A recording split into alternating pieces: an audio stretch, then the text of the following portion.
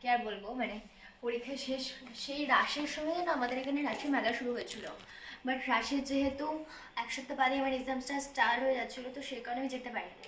তো আজখন আমার এক্সাম শেষ, আমি যাবো, দ্যাটস ওয়াই আমি রেডি হচ্ছি। আমি শুধু হচ্ছে কি যে ময়শ্চারাইজার রেখেছি অ্যান্ড লিপস্টিকটা অ্যাড করেছি, এখন হচ্ছে মাস্কারা দেবো, চুলটা ঠিক করবো, জামা পরবো, দেন রেডি হয়ে যাবো। রেডি হয়ে তোমাদের সঙ্গে দেখা করছি। তো আমি একদম পুরো রেডি, আর বাইরের প্রচন্ড শীত, টুপি না বললে ঠান্ডা লেগে যাবে। আন্টি, আর এই যে আন্টির বর আঙ্কেল।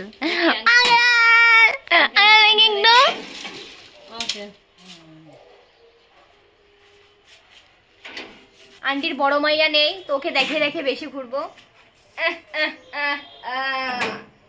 এক্সাম আছে, আই থিঙ্ক 16 তারিখ থেকে ওদের এক্সাম স্টার্ট। তো আমি এখন হচ্ছে কি যে ভালো করে আরাম করে টিভি দেখবো আর ওকে ফোন করে করে শোনাবো, আর ও তখন পরীক্ষা দেবে। শান্তি খুব হয় এরকম করে। আমার ব্যাংকে কিছু কাজ ছিল, তো ব্যাংক থেকে তারপরে আমরা চলে যাই একেবারে মেলার দিকে।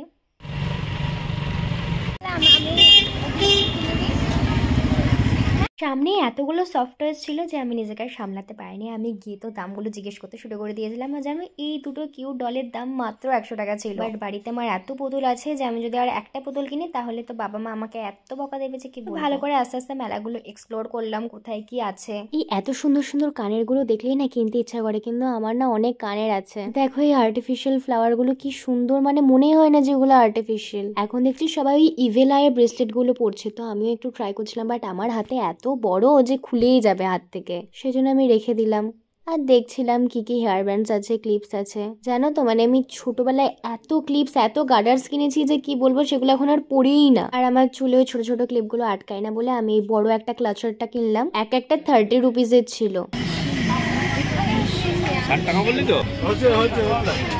মেলায় গেলে কাপ কেনা একদম পুরো ম্যান্ডেটারি, আর এখানে আমি কাপগুলো চয়েস করছি। তার মধ্যে আমার এই উডেন প্যাটার্নের যে একটা থালা, এই থালাটা আমার ভীষণ পছন্দ হয়েছিল, কিন্তু বাবা বললো গরম ভাত যদি দেওয়া হয় এটাতে তাহলে ওই ছালগুলো না উঠে যায়। যাই হোক, এখানে আর কিছু পছন্দ হচ্ছিল না বলে আমরা চলে আসলাম হাতা খুন্তির সেকশনে।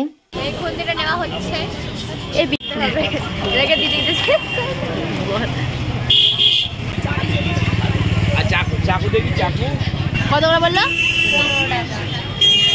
একে সন্ধ্যেবেলা কিচ্ছু খাইনি, তারপরে সামনে এতগুলো খাবার দেখে ভীষণ খিদে পেয়ে গেছিলো, তাই ভাবলাম যে ফার্স্ট একটা ভালো খাবার মানে ঘুগনি দিয়ে 15 টাকা করে নিয়েছিল এক একটা প্লেট, বাট টেস্টটা ভীষণ বাজে ছিল। আমি যদি বলি যে এটা খারাপ হয়েছে তাহলে তো আমাকে ধরে দেবে দুজনে, তার কারণে শেষমেশ বললাম যে আমি আর খেতে পাচ্ছি না, তোমরা খেয়ে নাও। তো তারপরে মা আর বাবা যখন খেলো তখন রিয়েলাইজ করলো যে না, এটা খুব খারাপ। তা আমাকে দু একটা কথা শুনিয়েওছে তার জন্য।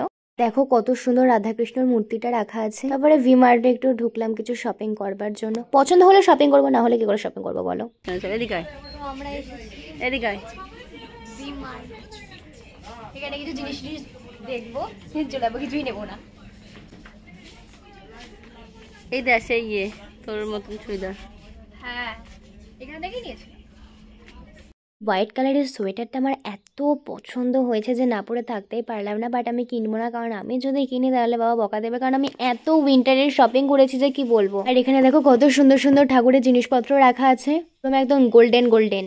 আমি মেন এসেছিলাম মেলাতে চুড়ি কিনবো বলে, আমার চুড়ি এখন খুব ভালো লাগছে পরতে। একটা আমার জন্য কিনেছিলাম, একটা দিদির জন্য কিনেছিলাম। একটা আমার জন্য, একটা দিদির জন্য। লাস্টে বাড়ি যাওয়ার সময় ভাবলাম যে ফুচকা খাওয়া যায়, তো আমরা খেতে থাকি ফুচকা। দেখা হচ্ছে অন্য একটা ব্লগে, এখনকার জন্য বাই বাই সবাইকে।